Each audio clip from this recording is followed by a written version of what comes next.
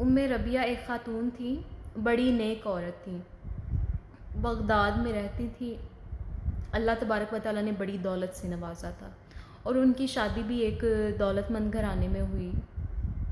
فرماتی ہیں ایک دن میں چھت پر اپنے شوہر کے ساتھ بیٹھی ہوئی تھی کہ دروازے پر فقیر مانگنے آیا۔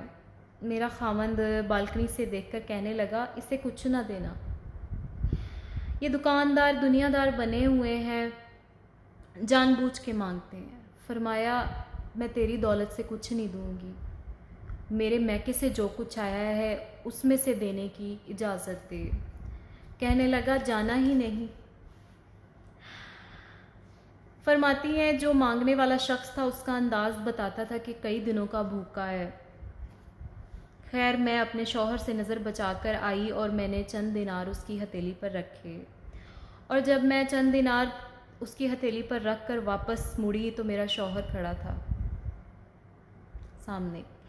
کہنے لگا، میری بغیر اجازت دیتی ہے، جا تجھے 3 طلاقیں۔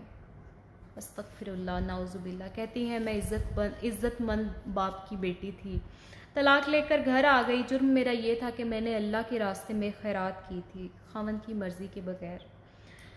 غلطی جس کی مرضی ہو، قصور تو لڑکی کا ہی ہوتا ہے، لڑکے پاک کے پاک رہ جاتے ہیں۔ منگنی بھی ٹوٹ جائے تو بچی کی حالت کوئی بتا نہیں سکتا کہ کیا ہوتی ہے۔ کہتی ہیں میں شدید پریشان، میرے والد والدہ شدید پریشان تھی۔ 1-2 سال ہم نے بہت زیادہ شدید کرب میں رہے۔ رشتہ آیا تو بڑے امیر آدمی کا۔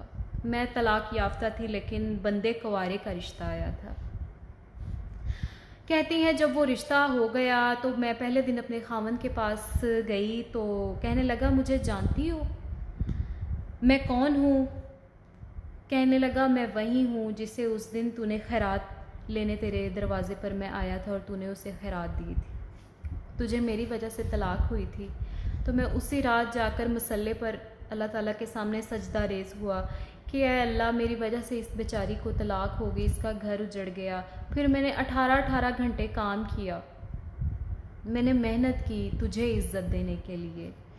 کہنے لگا، تجھے اب میں بیوی نہیں مہرانی بنا کر رکھوں گا، میں تیری نوکری کروں گا، تو میری محسنہ ہے۔ کہتی ہیں 1 سال گزرا، مجھے اللہ نے بیٹا عطا کیا۔ میں چھت پہ اپنے شوہر کے ساتھ بیٹھی تھی۔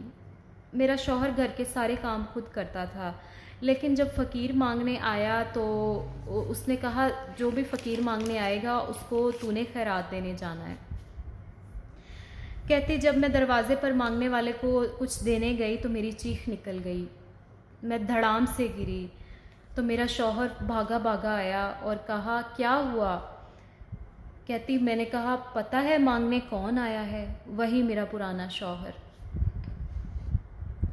بے پرواہی ویکھ سجن دی، جتھے کسے دی پیشی نہ جاوے، اونے تاجاں والے در در رولے تے منگتیاں نو تخت تے بٹھاوے۔ اوے سجنا کسے نو گھر آ ملدی اے تے کوئی کعبیوں خالی آوے۔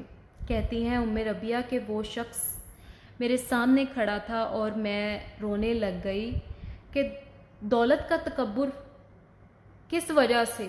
کیا سدا رہنی ہے؟ سدا کچھ بھی نہیں رہنا۔ اللہ تعالیٰ عروج بھی دیتا ہے، زوال بھی دیتا ہے، ہر چیز دے کے آزماتا ہے اپنے بندے کو۔ ہر چیز اللہ نے اپنی مٹھی میں رکھی ہے، ایک بندے کی کوئی اوقات نہیں ہے۔ اللہ تعالیٰ کسی کی بھی سانسیں کھینچ لے بھری محفل میں سے، کوئی بھی وہ سانسیں نہیں دے سکتا۔ تو اللہ سے ڈرنا چاہیے اور تکبر نہیں کرنا چاہیے۔ اس سٹوری سے ہمیں یہی مورل اس کا نکلتا ہے کہ ہمیں تکبر نہیں کرنا چاہیے۔ تکبر صرف اللہ کی ذات کو سوٹ کرتا ہے، اللہ تعالیٰ کی چادر ہے وہ فخریہ، جو کھینچے گا اللہ تعالیٰ اس کا دشمن بن جاتا ہے۔